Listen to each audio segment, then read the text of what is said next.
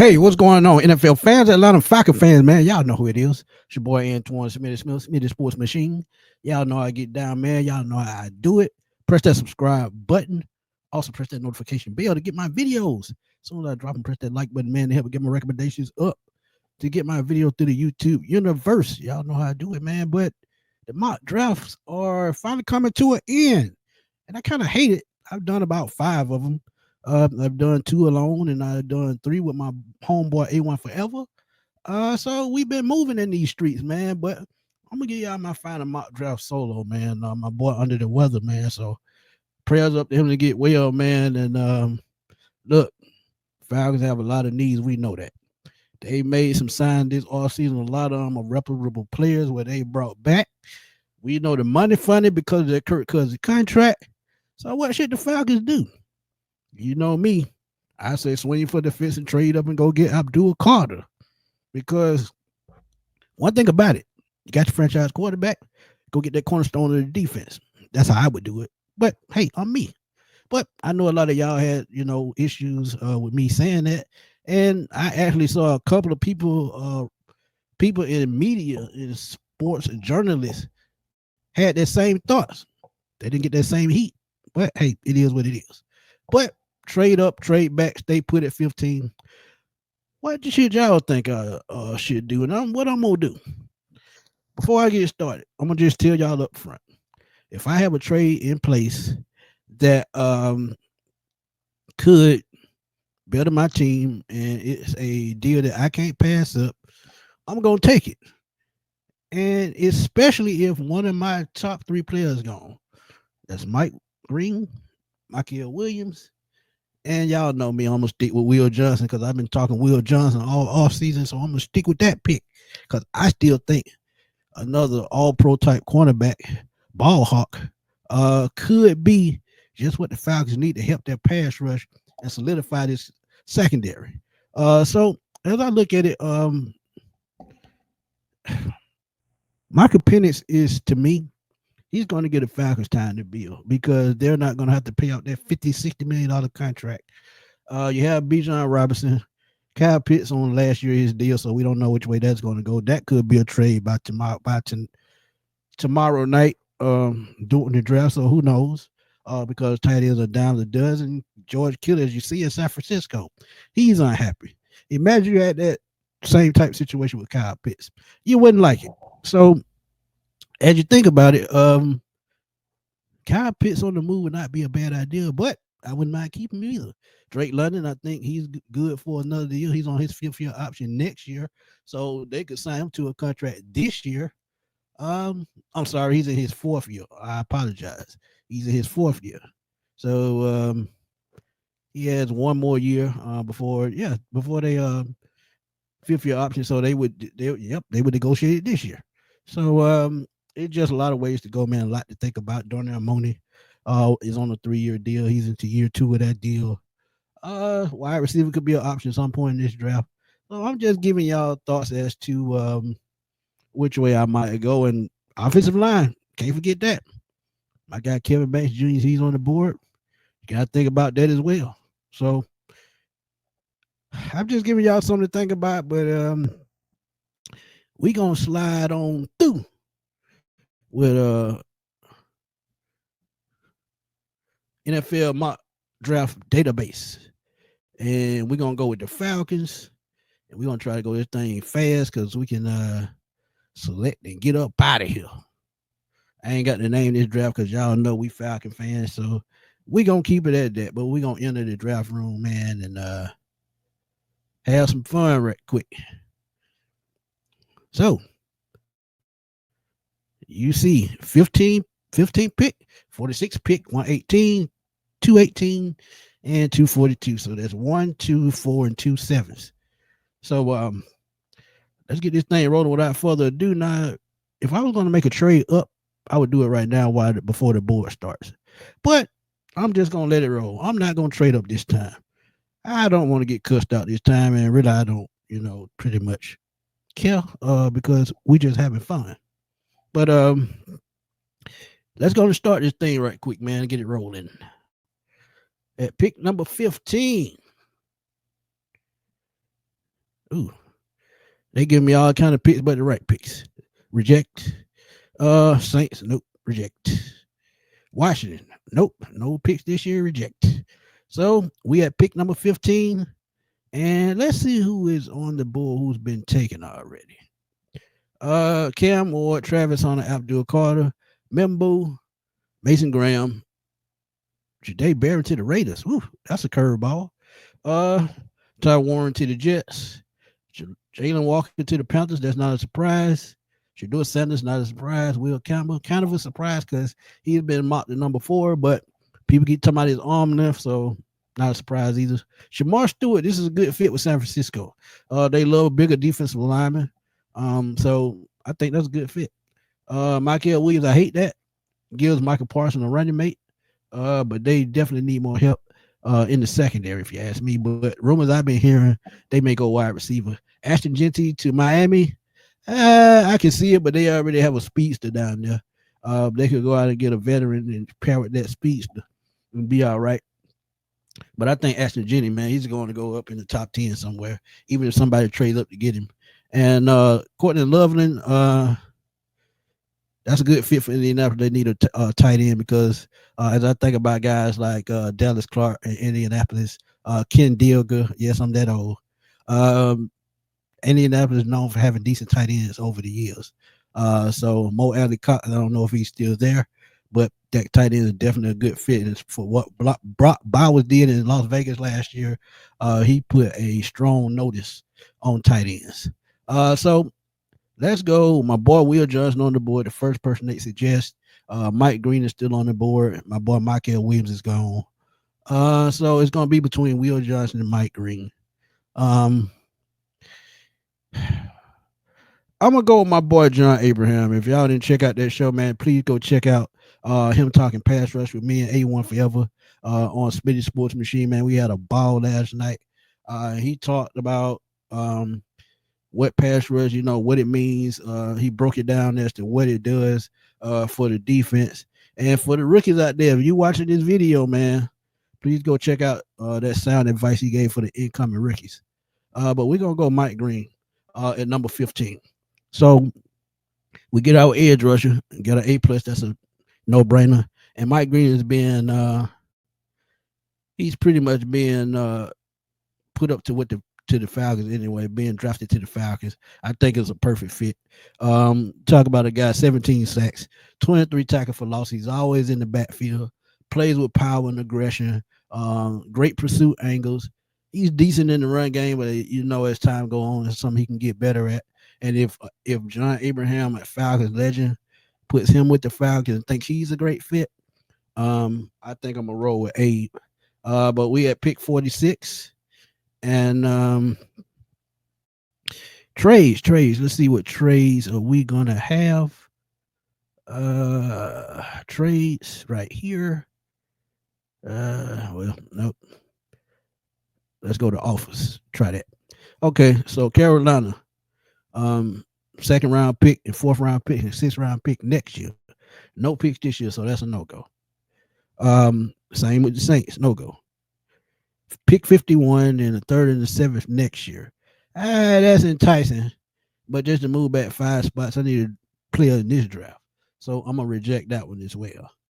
So on the board, we got Josh Conley, and like I said, you talk about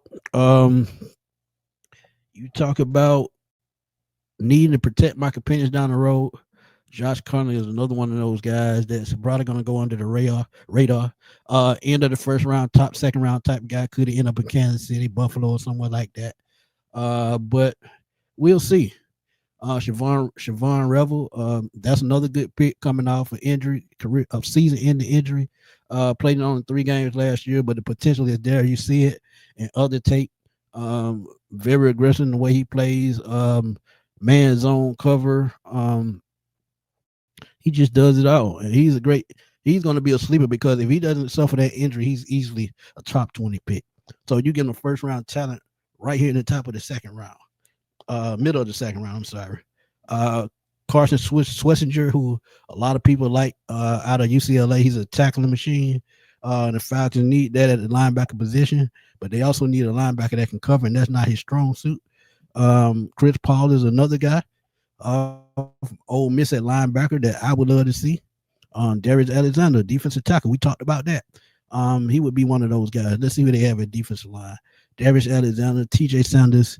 Alfred Collins is one of my favorites in this draft. 6'4", about 335, 340.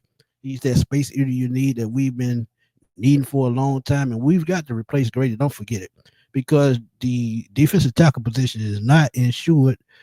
Because we don't know what Doris can do. He only played in one game last year. Rook played last year, but he also was injured with a shoulder injury. So we don't know what the defensive line is going to look like. But what I'm going to do, I'm going to go defensive line. But I'm going to go with a guy that I think is going to be a sleeper in this draft. And if somebody gets him, they're going to get a steal. And that's Mr. Omar Norman Lott from Tennessee.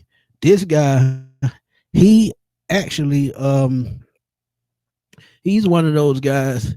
He has pass rushing prowess. He plays well against the run. They give me a C plus, but I don't care. Just go look at the tape. He's one of those guys, pass rush, run stuffer, play up and down the defensive line. He can play a 3-4 in if he need to. So when you talk about size in a 3-4 or 4-3 in the middle of the defense and interior, he's one of those guys that you want to see.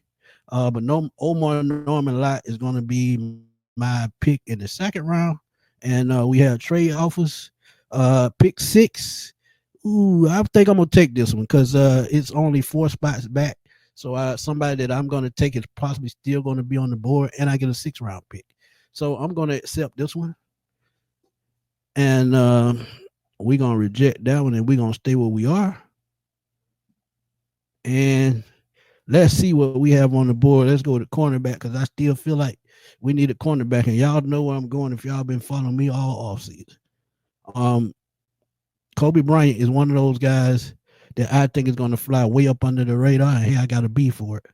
But I think Kobe Bryant is going to be one of those guys that could possibly come in and learn up under Mike Hughes for a season. And next year, when Mike Hughes signed a 3-year deal, but he can be a rotational guy with Mike Hughes. But we're going to reject this Cowboys trade, and we're going to see what we got.